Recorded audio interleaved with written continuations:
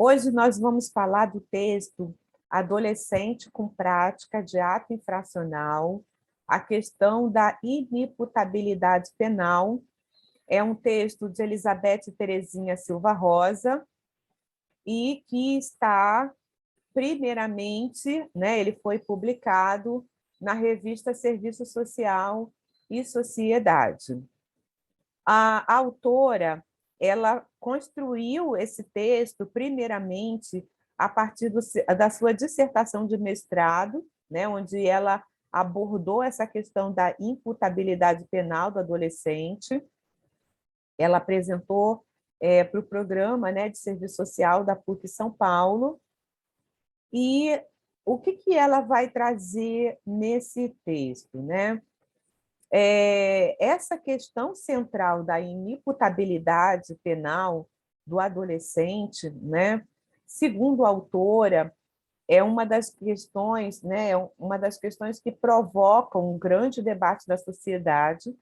Volta e meia a gente vê ressuscitando aquelas vozes que querem reduzir a maioridade penal, e termina contribuindo para o aumento da violência e da criminalidade.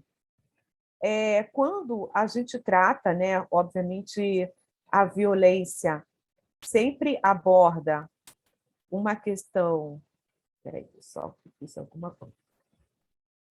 Sempre aborda uma questão que sempre tem algo que mobiliza as opiniões.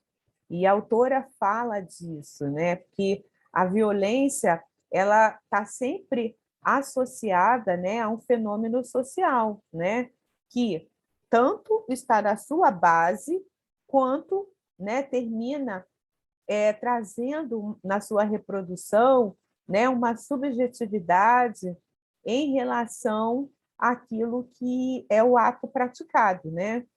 E como a autora fala, o crime é a face mais descarada da violência. Apesar de se constituir muitas vezes uma cortina de fumaça, desviando a atenção, porque aí a autora fala que, por exemplo, uma criança ou adolescente trabalhando como cortador de cana na zona rural não é visto como objeto de violência. A autora lembra, porque, segundo os argumentos de determinados grupos, é melhor trabalhar do que assaltar, e assaltar, sobretudo, aquele que defende essa ideia. Mas o trabalho precoce é apenas uma face da naturalização da violência, e que passa desapercebido. Por quê?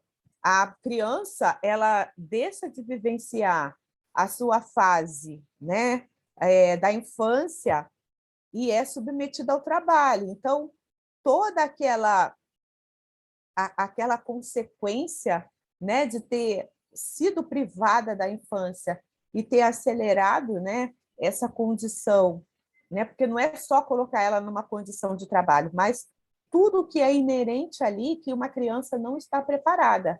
Então, o que a gente tem na sociedade, segundo a autora, são duas correntes básicas. Uma que coloca ênfase na sociedade, e, em particular, na própria família, influenciando o indivíduo, e a outra corrente que busca as causas da violência no próprio indivíduo, o responsabilizando, fazendo com que cada vez mais eles se sintam ali culpados dentro daquilo que é construção de um tecido social, como a autora aqui tem falado.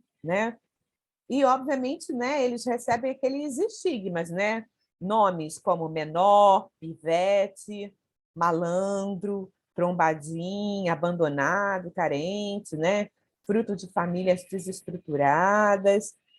Então, a gente precisa olhar para essa condição da inimputabilidade né, desse aspecto mais amplo que faz com que a gente também perceba, né, como que as crianças e os adolescentes elas já estão, né, submetidas a outras violências que estão na base, né, daquilo que é o crime, né, que seria, como a autora fala aqui, a face mais visível da violência, né?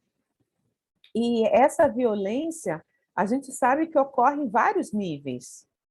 Ocorre pelo Estado, né, pela omissão do Estado, ocorre na família, em razão da família, da sociedade, né, e as múltiplas expressões que essa violência se manifesta, né, que pode ser extermínio, a tortura, a exploração sexual, o tráfico, pornografia, maus tratos, abandono, né? Tudo isso, né, vem no intuito de potencializar a violência. E muitas vezes, né, isso passa desapercebido, né? Como que o Estado é culpado, né? Na precarização das políticas de proteção, das políticas sociais, o alto índice, né, da desigualdade social, né? As famílias, elas terminam, né, ali vivenciando, né, uma condição onde, né, vivencia essas negações, né? Negação de uma infraestrutura de saúde, educação, assistência social, né? E o que termina acontecendo, né? Como a autora declara aqui, acontece também uma criminalização do pobre, que se configura na face mais perversa da problemática social da criança e do adolescente. Esta construção do pobre perigoso e ameaçador fundamenta a tese de que ele deve ser controlado, educado e interditado, né? Então, a gente sabe, né, que esse estigma já recai sobre as famílias pobres.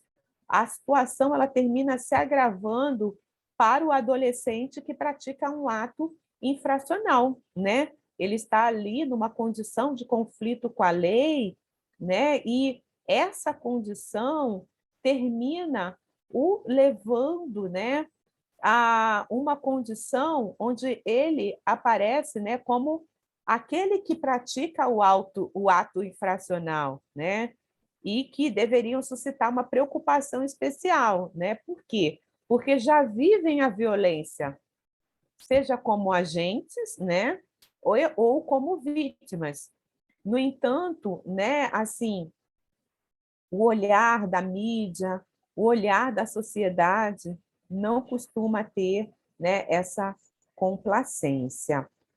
Então, eles recebem o olhar, né, onde eles se tornam bandido, né, e parece que esvazia, retira aquela condição que o Estatuto da Criança e do Adolescente fala, né, porque o Estatuto diz que a criança e o adolescente, né, são pessoas em desenvolvimento, e essa condição, né, não está relacionada a se praticou o ato infracional ou não.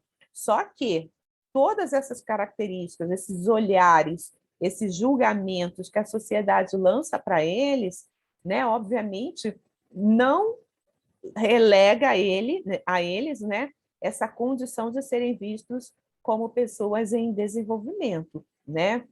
E aí, obviamente, né, eles conseguem, né, aí eles terminam vivenciando aquilo que é a face mais cruel da violência, né, cuja origem está também fora delas e se reproduz em sua subjetividade, em suas condutas violentas.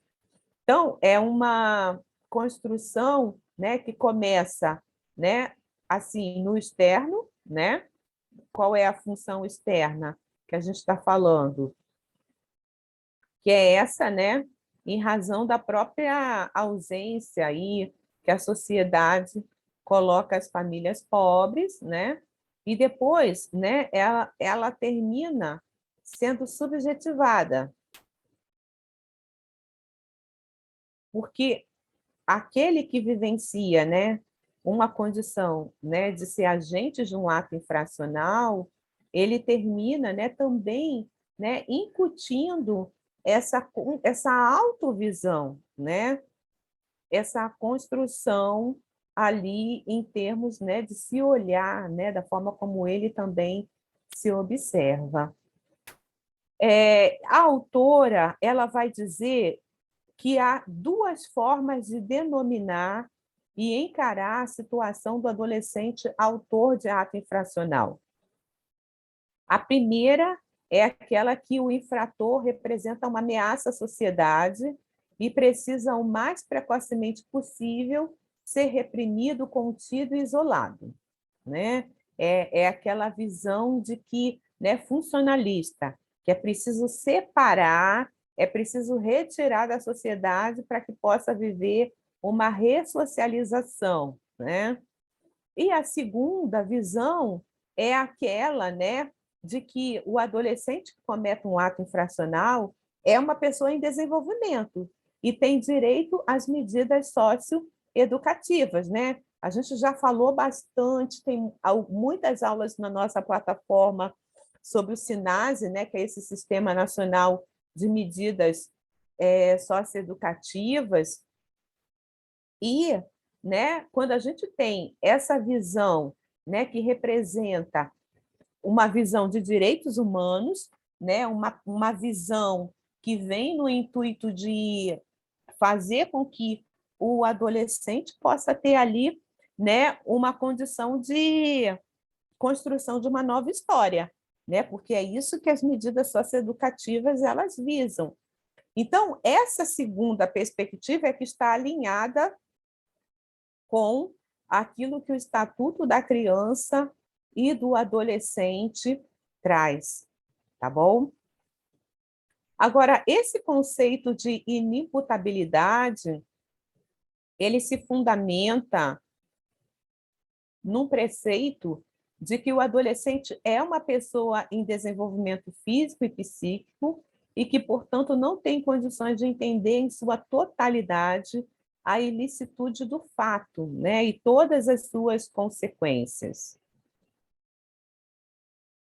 E aí a autora, ela vai trazer uma fala, né, de um jurista que vai aí conceituar essa questão da inimputabilidade, que é o jurista Heleno Cláudio Fragoso. O que ele vai dizer?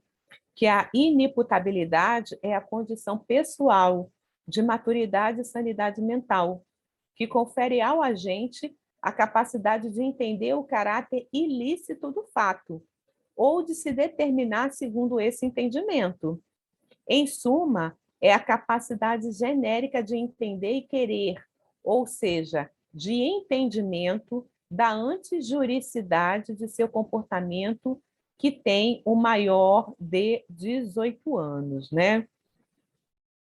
Bom, a maioria dos países, né, definiu que a inimputabilidade aos menores de 18 anos né, já reconhecendo que se trata de sujeitos em desenvolvimento, né, onde, por exemplo, a psicologia ela vai confirmar, né, essa visão do jurista, quando na psicologia vai dizer que a inimputabilidade é a incapacidade para apreciar o caráter ilícito do fato ou de determinar-se de acordo com essa apreciação, né? Se a inimputabilidade consiste na capacidade de entender e de querer, pode estar ausente porque o indivíduo, por questão da idade, não alcançou determinado grau de desenvolvimento físico ou psíquico. O nosso Código Penal, no seu artigo 27, diz que os menores de 18 anos são penalmente inimputáveis, né? Ficando sujeito às normas estabelecidas na legislação especial. O Estatuto da Criança e do Adolescente diz que, não diz, né, assim, mas o que se infere ali é que o criminoso só poderá ser a pessoa maior de 18 anos, porque no sistema jurídico nacional, as espécies de crime ou delito e contravenção só podem ser atribuídas para efeito da respectiva pena às pessoas imputáveis, né, que no nosso caso, são os maiores de 18 anos, né? No nosso caso, que eu digo, né, no nosso país. Agora, é exatamente, né, a convergência desse entendimento de que o adolescente ele está vivendo ainda uma fase, né, um processo de desenvolvimento físico, mental e emocional que o torna incapaz de responder plenamente, né, por conta aquilo com seus atos. Bom, a autora entra agora numa fase do texto onde ela vai resgatar na história como a inimputabilidade é demonstrada. E aí ela vai lá no direito, né, germânico primitivo, né, de qualquer importância do conteúdo psíquico do ato, né? Eles sempre percebiam, né, por esse aspecto, né, da capacidade psíquica, né, e aí dando mais evidência à gravidade do dano, né, para aplicar a pena. Em Roma, a lei das 12 tábuas, né, já distinguia menores púberes dos impúberes, né? Os impúberes, os menores de 7 anos, tá? Estavam inteiramente isentos das sanções penais, enquanto os púberes, que era de 7 a 14 anos, aí sim teriam, né, já alguma sanção acerca dos seus atos, né? E eram assim, era uma legislação severa, né, que compreendia penas corporais, mutilações e mesmo a pena capital foram aplicadas em crianças menores de 10 anos, né? Muito sério, né? O marco, né, é 1891, quando por meio do Código Penal francês, né, sob a influência da Revolução Francesa, definiu-se a isenção de infração, né, cometida por menores e também a necessidade de separação dos infratores da lei penal, né?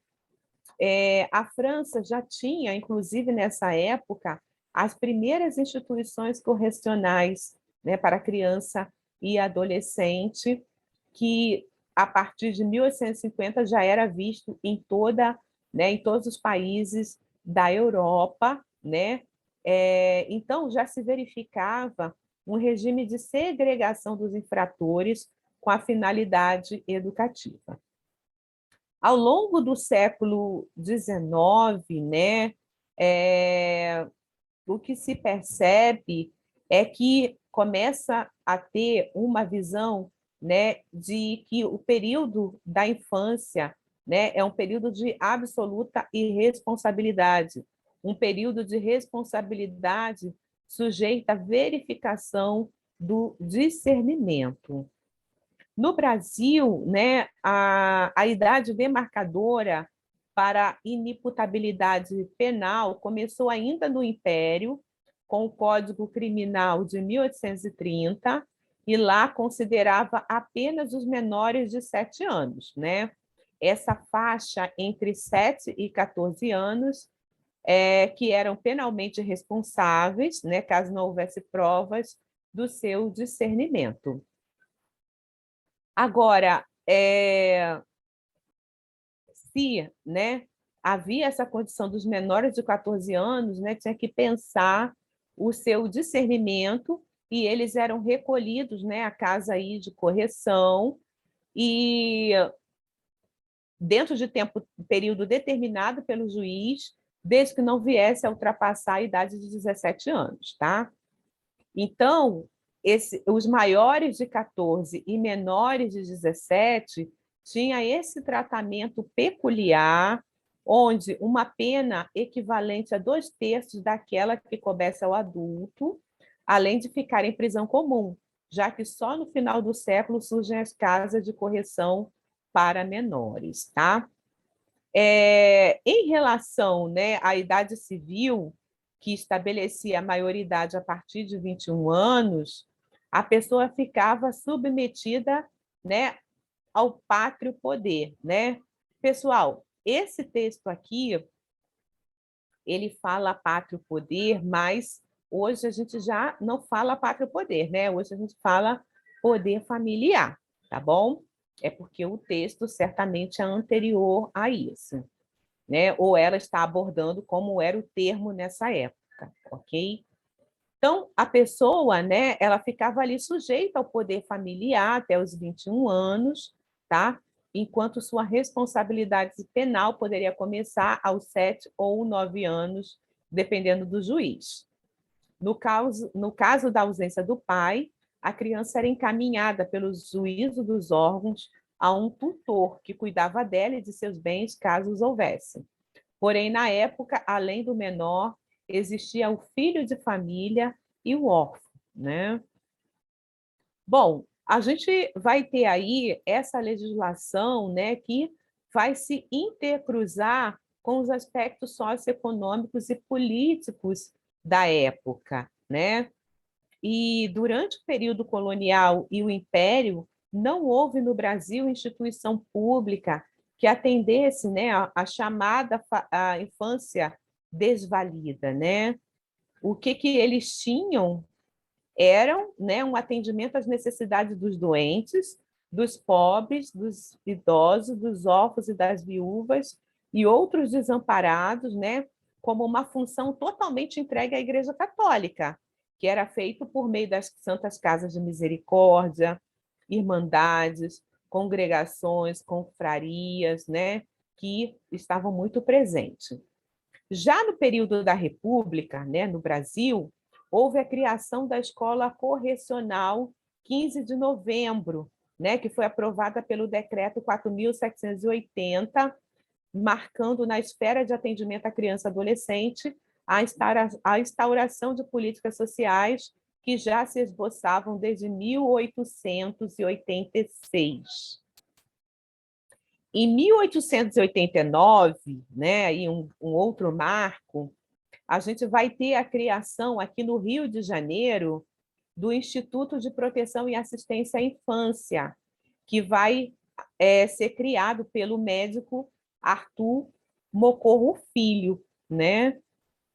E estava muito ligado, né, à concepção filantrópica médica da época, né? Bom, esse instituto, que aparece no fim do Império e início da República, tinha a proposta de intervir diretamente no campo social, através do controle do comportamento da criança pobre e de sua família. Um outro marco vai ser o Código Republicano de 1890, né, que é o Decreto 847, de 11 de outubro de 1890, tá? Que passou a adotar a inimputabilidade penal às crianças até 9 anos de idade, né? Agora, as maiores de 9, né, e menores de 14 seriam ainda dentro daquele critério que havia desde o colonial, né, que ficaria sob o discernimento do juiz, tá? Então, nos últimos anos de 1890, a expressão menor passou a fazer parte do vocabulário judicial, né? No período colonial, a palavra menor já aparecia em alguns documentos, né? Revelando ali limites etários, mas na Primeira República se inaugura esse conceito, né? Não mais vinculado a correlações etárias, mas associado ao conceito de marginalidade, né? Daqueles que estavam em situação de abandono ou delito, porque o abandono era visto como prenúncio do risco do delito, de forma que essa condição é tratada como caso de polícia. Bom, eu vou falar algumas datas que vocês podem ir anotando, tá? Vão anotando. 1902 vai acontecer a criação de instituições, tá? Para albergar as crianças abandonadas e as julgadas criminosas. Adotaram? 1920, tá? Vai acontecer aí, tá? O início de uma ideia, tá? Que elas deveriam ser retiradas das ruas para serem submetidas às medidas protetivas e corretivas nas instituições públicas, tá? Essa prevenção que aí em 1920, desculpa, essa prevenção que em 1920 trazia estava associada ao Plano de Assistência e Proteção à Infância, tá? O que tinha aí nesse plano? Dois aspectos. O primeiro, onde o poder familiar, tá? Para assim tirar filhos dos pais inadequados, tá? E o segundo é aumentar a idade até 18 anos para inimputabilidade penal, com o objetivo de afastar, né, os menores das prisões de adulto. Bom, isso começa a se concretizar, né? A ideia surge em 1920, mas em 1921, com a lei orçamentária, tá? De 5 de janeiro de 1921, é criado o Serviço de Assistência e Proteção à Infância, tá? Na verdade, é o Serviço de Assistência e Proteção à Infância Abandonada e aos Delinquentes, isso em 1921. 1923, outra data, tá?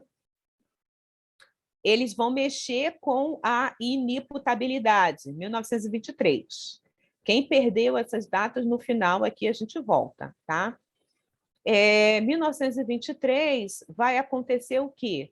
Vai excluir o menor de qualquer processo quando ainda não estiver completado 14 anos, tá? Essa questão aí também vai ser explicitada na consolidação das leis penais do desembargador Vicente Peragibe, que vai aparecer no Código Penal Brasileiro em 1922, tá? Que deixa de atribuir inimputabilidade aos menores de 14 anos. Outra data, pessoal, aí essa vai ser um pouco mais duradoura, né? Aqui do que a gente conhece, que é 1927, tá? Deixa eu fazer aqui uma pergunta para vocês, tá?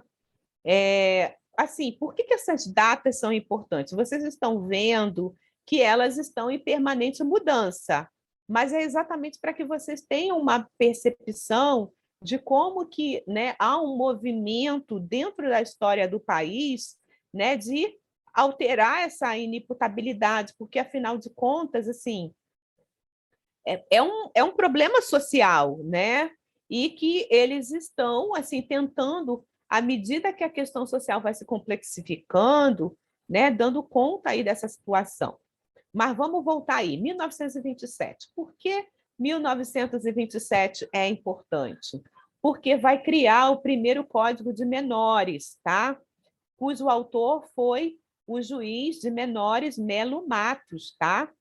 E aí, com esse Código de Menores, o país começa a implantar um sistema público de atenção às crianças e aos jovens, tá? Que estão sob a tutela do Estado, tá? Esse Código de Menores, tá? Eles vão trazer aí essa ideia, né, de que deve-se trabalhar a correção, a que deveriam ser submetidos crianças e adolescentes entendidos legalmente como menores e qualificados como abandonados e delinquentes, tá? Lembre-se que menores, tá? Deixou, né, desde a República a ser associado à questão etária. Agora, menor necessariamente ou era abandonado ou em conflito com a lei. Ok? Então, esse Código de Menores, no seu artigo 68, vai determinar que os menores de 14 anos, autores ou cúmplices de crimes ou contravenções, não seriam submetidos ao processo penal de espécie alguma. Os maiores de 14 e menores de 18 seriam submetidos a um processo especial, entenderam? Então, a gente já começa a ver aí as bases, né, daquilo que a gente veria posteriormente sendo mudado, né, mas essa questão, né, de já dar um tratamento diferenciado, né, aquilo eles estão chamando o adolescente a partir dos 14, né? O Estatuto da Criança e do Adolescente, em 1990, vai trazer de 12 a 18 anos para ter esse tratamento diferenciado. No Código de Menores, era de 14 a 18 anos, tá? Prevendo prisão especial, tá? Mas, né, era comum, no começo do século, a colocação de menores junto com os adultos criminosos nas casas de detenção e nas cadeias. Pessoal, vai ter uma alteração do Código de Menores, alteração, tá? Em 1969. Qual é a alteração?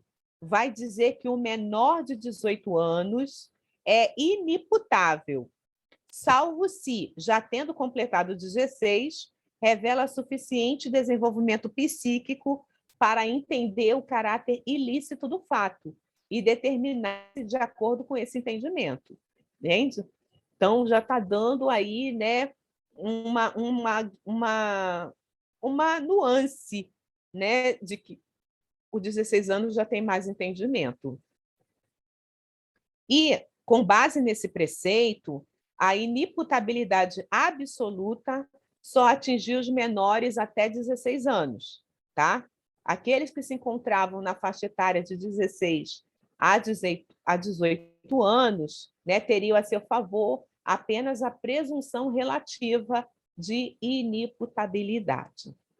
Então, né, retorna assim o critério do discernimento que já era adotado pelos códigos de 1830 e 1890. A gente vai ter uma nova alteração do Código de Menores, vai acontecer em 1973, né? O que vão alterar, tá? O critério de discernimento para os jovens dessa faixa etária, né, sofreu muitas críticas, tá bom? E aí ele vai ser alterado em 1973, onde o menor de 18 anos, de uma forma em geral, é inimputável. Acabou com aquela inimputabilidade presumida, né?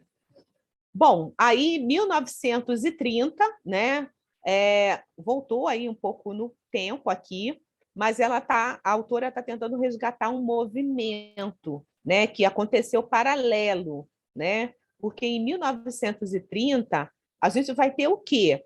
As primeiras políticas sociais sendo organizadas, entendem? E aí, né, a gente vai ter, né, também uma política que vai alcançar a criança e o adolescente, que é, anotem essa data, costuma cair em prova, tá? Já vi caindo em prova de tribunal, a data de 1942. O que acontece em 1942? O Serviço de Assistência ao Menor, né? É o SAM, né? Comumente chamado entre os profissionais da época de sem amor ao menor, tá? Por aquilo que ele representava na prática. Mas o que era o SAM, né? Esse Serviço de Assistência ao Menor? Ele era um órgão ligado ao Ministério da Justiça e ele equivalia, né, ao que o SINASE faz hoje, tá? Mas ele era um sistema penitenciário, né, para os menores de idade. Obviamente, vai lidar com essa finalidade correcional repressiva, né, que sempre caracterizou o tratamento, né, aos menores, né, entendendo menores dentro daquilo que eu já falei para vocês. Não está necessariamente falando de faixa etária, né? Menores necessariamente são esses que estão em conflito com a lei, tá? Então, esse SAM, ele vai, né, ser aí construído para que possa dar atenção àquilo que era, né, em termos de diferenciação no tratamento desses menores. A gente vai ter aí como é que eu vou dizer assim, uma ratificação, né? Não vai ser nenhuma mudança, mas vai ter uma ratificação em 1940, né? Aí com o Código Penal, tá? A autora ela está fazendo aqui um zigue-zague de datas, mas exatamente para a gente perceber o movimento. Assim, primeiro, ela demonstrou como a inimputabilidade foi tratada. Depois, ela passou, né, a demonstrar como, em termos de política pública, essa inimputabilidade vai tendo aí, né, uma ação diferenciada, tá? Bom, o Estado Novo, né, a gente sabe que o Estado Novo teve alterações da Constituição, né? E o que a gente tem, né, era um movimento dúbio, de ao mesmo tempo aprofundar direitos sociais, né, mas também freava e controlava a mobilização e organização emergente das camadas populares, tá? E aí, o que acontece é que depois entra o regime militar, em 1964, tá? Então, só para organizar o pensamento de vocês, a gente tem aí duas coisas importantes que vão atravessar o período militar, que vocês não podem esquecer, que é o Serviço de Atenção ao Menor, que é criado em 1942, e o Código de Menores, que foi criado em 1927. Isso daí vai adentrar ainda ao período da ditadura. Tá? O que a gente vai ter? Né? A gente conhece bem todas as orientações que tinham no período ditatorial, né? Mas eles vão ter aí o período da ditadura, tá? Alguns investimentos na área da criança e do adolescente, como criando a campanha nacional de merenda escolar, o serviço de assistência médica domiciliar de urgência. E a autora fala, né? A imprensa de oposição ao governo começou a desvelar a opinião pública, o caráter repressivo e desumanizante do SAM, que passou a ser conhecido como a Universidade do Crime e sucursal do inferno, né? Vocês imaginam o que representava esse SAM, né? Então, não tinha, né, em si uma política social, né, na época da ditadura, né, especificamente para mudar, né, esse perfil de atenção ao adolescente em conflito com a lei. Tá? O que a gente vai ter nesse período de ditadura é uma influência da ideologia de segurança nacional. O José Paulo Neto fala sobre isso naquele livro Ditadura e Serviço Social. Lá no meu canal do YouTube tem uma aula que a gente fala, né? Eu tenho várias videoaulas abordando o livro Ditadura e Serviço Social.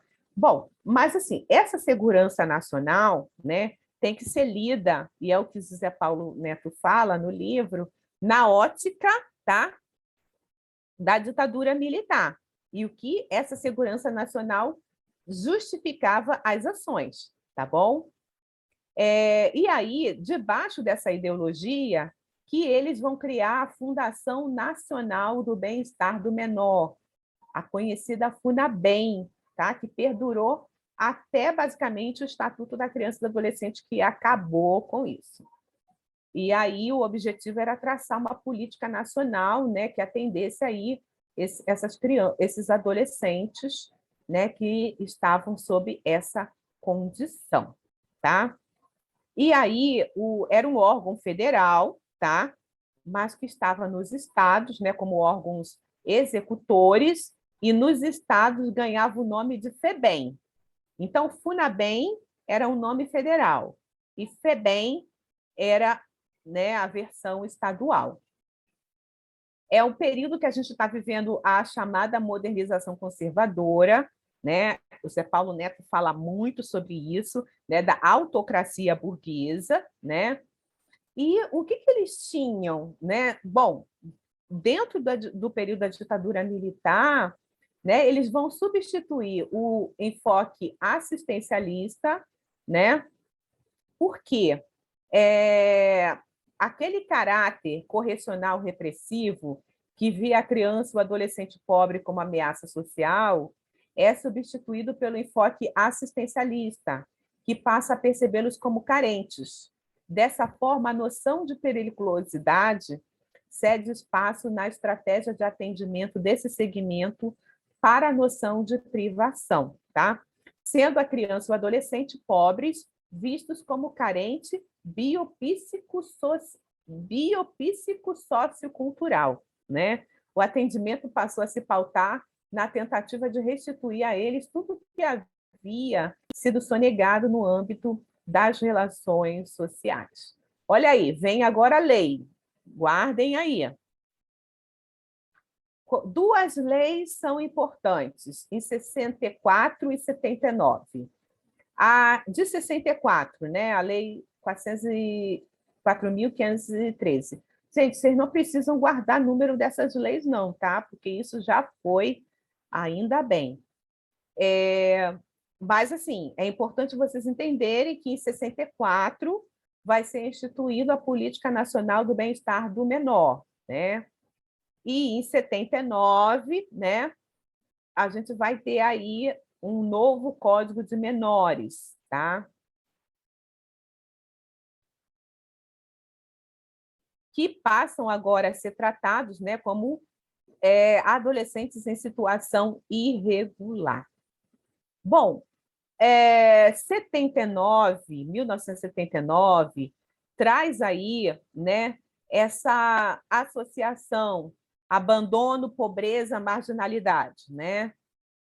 E, obviamente, né, o que eles traziam era uma concepção de que as crianças e os adolescentes, quando se encontravam na rua, sem escola, sem casa, sem alimentação, assim como aqueles que perambulavam, furtavam ou roubavam, eram todos igualmente fruto de carências, de desajustamentos e de desorganização familiar. Portanto, encontravam-se em situação irregular, necessitando de medidas de proteção. Essa doutrina da situação irregular, ela vai perdurar até o ECA, tá? Que o ECA vai substituir pela doutrina da proteção integral, tá? Guardem essas coisas. A situação irregular, né, partia do princípio de que a origem dos problemas dos menores estava no abandono moral, afetivo e material por parte dos responsáveis. A família e a escola eram consideradas responsáveis pelo controle e socialização das crianças e adolescentes, né? Nessa doutrina, e eu estou lendo aqui esses trechos porque a autora é muito clara, né, no que era a visão da situação irregular. A autora vai dizer que nessa doutrina, implicitamente havia uma indistinção entre abandonados e delinquentes, e se fazia um vínculo automático entre pobreza e criminalidade, né? Disso resultava que as crianças e os adolescentes pobres passavam a ser objeto potencial de intervenção do sistema de administração da justiça de menores, justificando a privação de liberdade de milhares de jovens em instituições sob a lógica, né, da proteção do Estado, né? Bom, esse código de 1979 vai ser, né, o aferidor da inimputabilidade, né?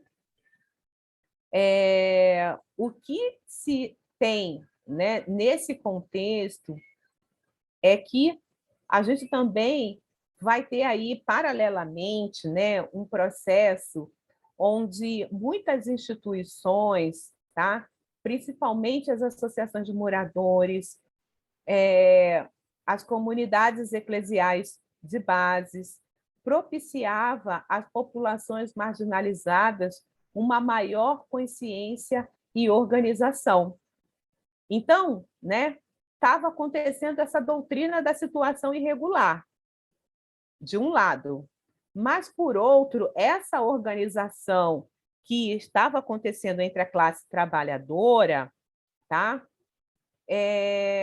Vai ter aí uma influência, né, do movimento por parte de educadores, de trabalhadores sociais, né? Obviamente, o serviço social vai dar a sua contribuição, e gradativamente deixaram de ver a criança e o adolescente como um feixe de carências e passaram a reconhecê-los como sujeitos de direitos, né? Então, essa ideia, né, assim, dentro do movimento social já contestava aquela tríade, né? Abandono, pobreza, criminalidade. Então, né, isso começou a provocar um repúdio dentro da sociedade, né? E, obviamente, vai ter aí até a criação de um programa, que é o Programa de Integração do Menor e a Família na Comunidade, né? Para evitar que tornasse um menino ou menina de rua, o que poderia levá-lo gradativamente ao mundo do crime, tá?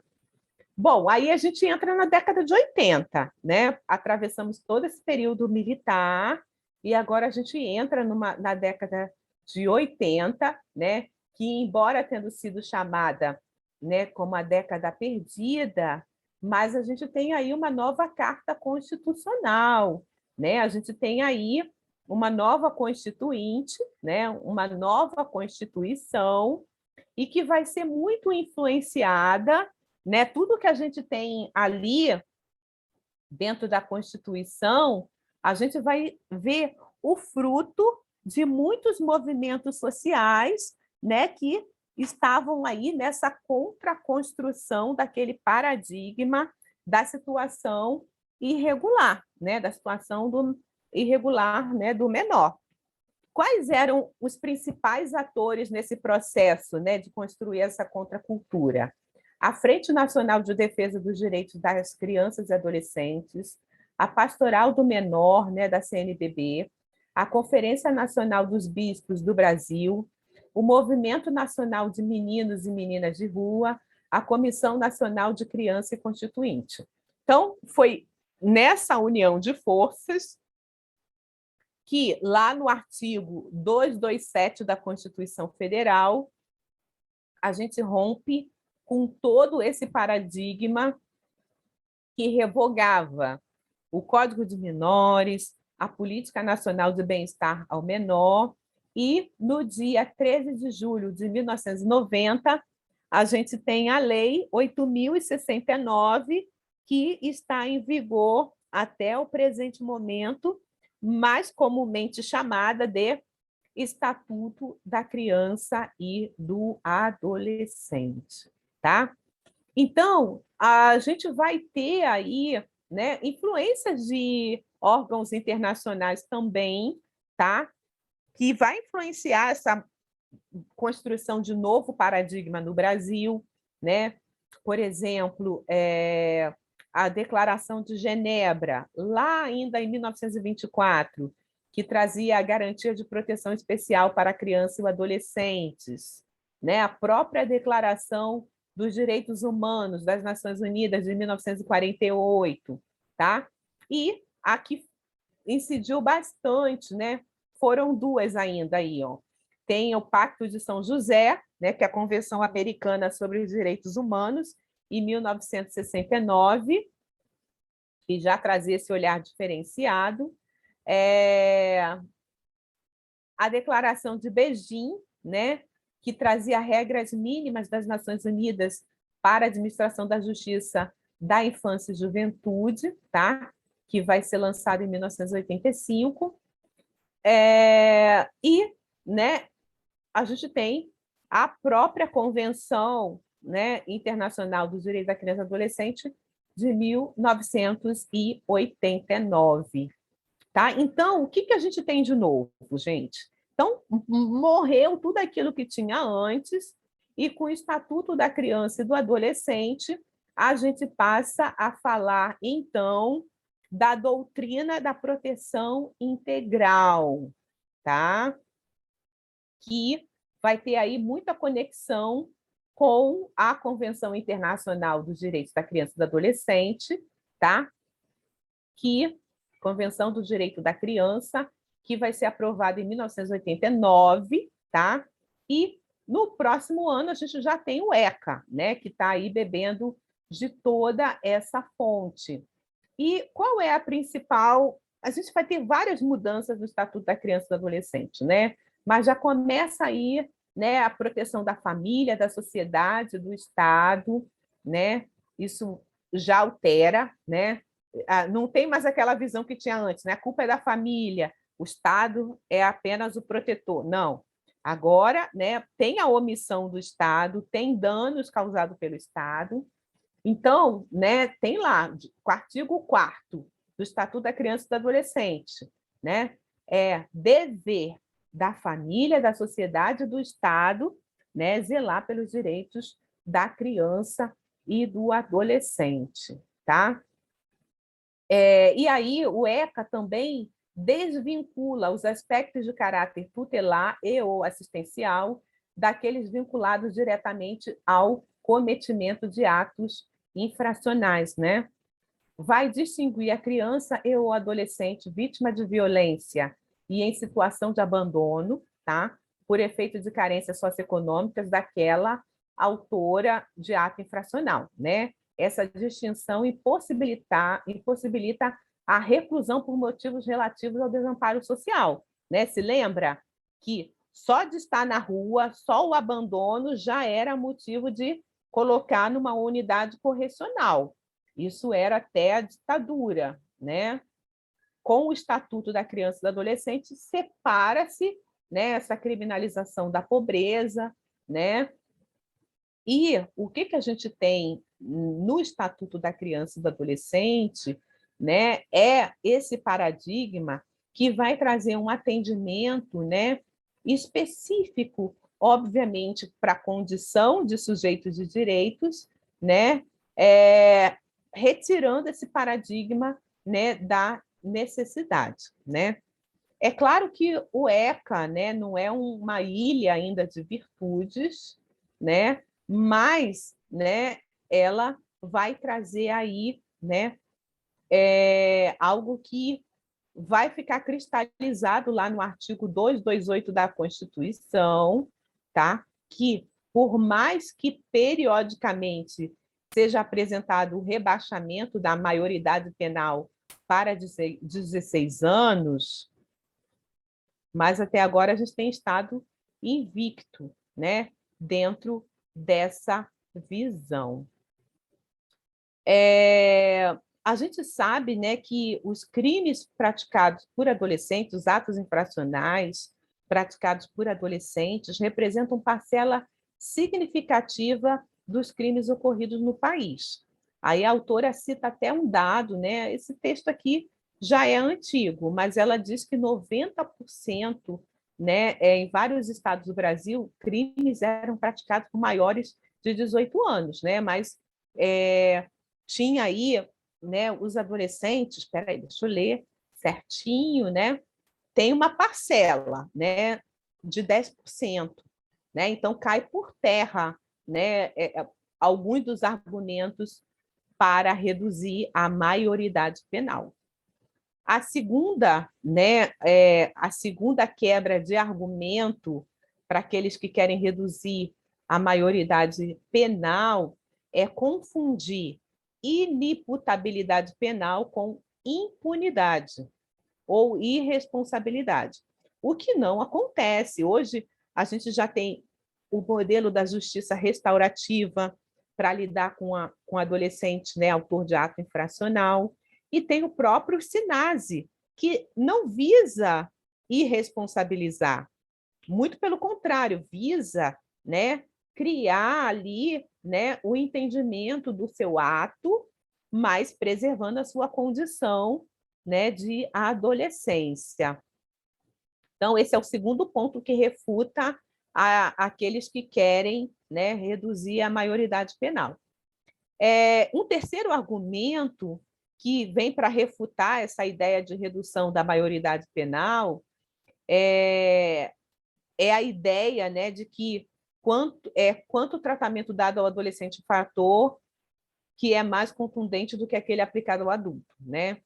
Em face de um mesmo tipo de crime, como, por exemplo, homicídio, o adulto primário tem a prerrogativa de aguardar a sentença em liberdade e até pode pagar sua pena em liberdade. No entanto, o adolescente que comete o mesmo crime é imediatamente trancafiado, né? Então, né, não tem abrandamento por ser adolescente. O quarto argumento seria o quê? A gente já está encerrando, mas o quarto argumento, que a redução da idade é que os menores são usados por criminosos como avião, né? Quando se conclui que, na verdade, a utilização da criança e do adolescente é uma estratégia, né, para o mundo do crime, né?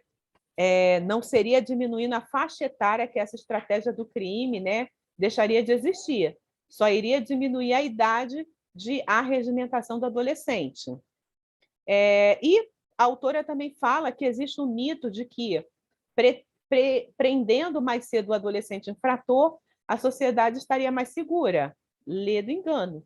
Estudos demonstram que a pena privativa de liberdade não reeduca, muito menos ressocializa. Ao contrário, perverte, deforma e não recupera. No Brasil, o sistema, além de ineficaz, constitui-se um dos maiores fatores de reincidência e de criminalidade violenta, né? Então, a autora aí apresenta esses argumentos, né, refutando a ideia daqueles que querem reduzir a maioridade penal, né? E, obviamente, né, a mais importante, né, assim, não é a mais importante, mas, né, também é importante, é que o artigo 228 é uma cláusula pétrea, né, da Constituição Federal, né, que se refere a direitos e garantias individuais, e como diz o artigo 60 da própria Constituição, do seu parágrafo 4º, não será objeto de deliberação a proposta de emenda tendente a abolir, né, o inciso 4º, que trata dos direitos e garantias individuais, né? Então, como a gente pode ver, né, ainda, né, que tenhamos essa resistência, mas ainda tem trabalho pela frente, né? Porque na prática a autora fala, né, se verifica que a aplicação inadequada da lei só é para os adolescentes pobres. Aqueles pertencentes às classes sociais mais privilegiadas não percorrem os mesmos trâmites. Eles têm uma destinação própria. Assim, a luta pela redução da maioridade está sendo travada pela elite conservadora, pois, com certeza, isso não atingirá os seus filhos, né? Bom, existe, né, os atos infracionais graves que são cometidos por adolescente, né, que a gente não pode desconsiderar, né? Né, já entrando aqui nas considerações finais do texto, a gente percebe aí como essa questão da inimputabilidade penal do adolescente, né, merece muito encaminhamento ainda de soluções, tá? E que, obviamente, a autora cita alguma coisa aqui que é interessante, né? Para finalizar, é urgente o encaminhamento de soluções para a questão do adolescente autor de ato de prática infracional, pois enquanto lamentamos essa situação, enquanto nos indignamos, quando ainda nos indignamos, enquanto escrevo esse ensaio, eles estão lá, fora da escola, fora da comunidade, fora do campo de trabalho, excluídos socialmente, encarcerados institucionalmente. Os adolescentes se acham nas mãos dos agentes que, ao invés de garantir e defender seus direitos, estão, sim, condenando-os ao estigma da delinquência.